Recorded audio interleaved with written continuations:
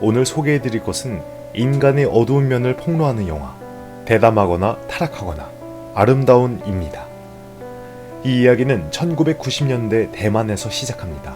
당 부인은 당장군의 시숙이자 현직 당화부의 일원입니다. 고명한 교제 수단을 이용하여 남편이 생전에 남긴 인맥으로 부인은 정치상에서 풍토를 이루고 있습니다. 당 부인은 두 딸이 있고 큰딸인 당녀는 나태해 보이지만 실제로는 당 부인의 유능한 보조원입니다. 그녀는 목적을 달성하기 위해 때때로 몸을 칩으로 삼기도 합니다. 그녀는 어머니의 사랑을 갈망했지만 당 부인의 마음속에는 자기가 도구로 이용한 것을 알고 있었죠. 막내딸 당지는 말수가 적은 소녀입니다. 그녀의 정체는 당령의 친딸이었고 남의 이목을 속이기 위해 당령과 자매로 걸맞았습니다. 또한 당 부인이 인사회의를 할 때면 언제나 조용히 옆에서 시종을 하며 나약해 보이지만 만만치 않습니다.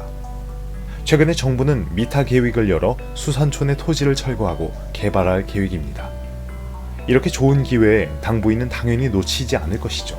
하지만 땅 투기 제일 중요한 것은 자금입니다. 그래서 당 부인은 농회회장인 임 의원을 찾아왔고 임 의원이 공금을 유용하면 자금은 문제가 되지 않을 것입니다. 이득의 부추김에 따라 하나의 땅 조직이 성립되었습니다. 당 부인은 또한 임 의원을 위해 왕 부인을 영입했습니다.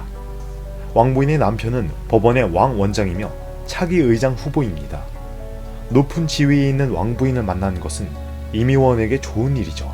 당 부인은 일부러 임 의장 부부를 대신하여 골동 보살을 골라 왕 부인에게 선물했습니다.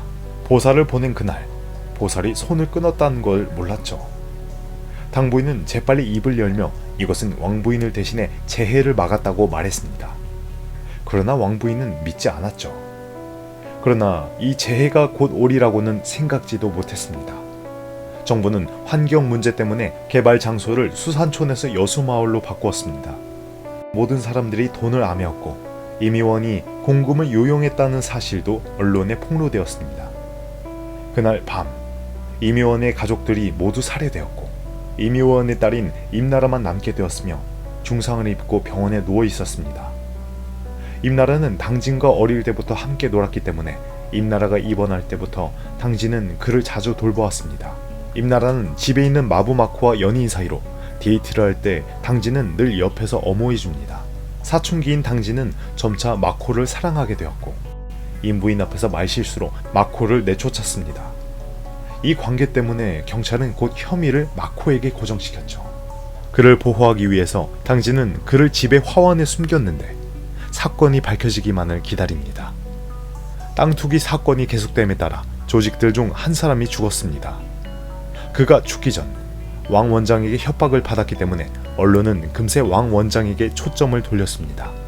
이와 동시에 왕 부인도 임 의원에게 거액을 준 사실이 드러났고 심지어 그들이 임 의원 가족들을 살해했다고 지적했습니다. 이번엔 왕 원장의 의장 자리도 가망이 없는 게 틀림이 없습니다. 이때 경찰은 임 의원이 빼돌린 돈 가운데 30억 원이 수산마을 부지를 매입하지 않은 사실을 밝혀냈습니다. 이 30억을 통해 두 길의 사람들이 당집으로 찾아냈습니다. 첫 번째 길은 왕 원장의 특조로 그는 부하 직원을 데리고 직접 당 부인에게 찾아갔습니다. 당 부인은 그녀가 제멋대로 행동하는 모습을 보고 다만 웃으며 묵묵히 술을 따르고 기가 찬 목소리로 한 곡 시켰습니다. 그런데 이때 화면에는 특조가 사람을 죽이는 화면이 나타났습니다. 두 번째 길은 사건 해결을 담당하는 경찰 대장입니다. 그는 30억 원이 해외에서 씻기고 당집 아것이 당령의 계좌에 들어간 것을 발견했습니다.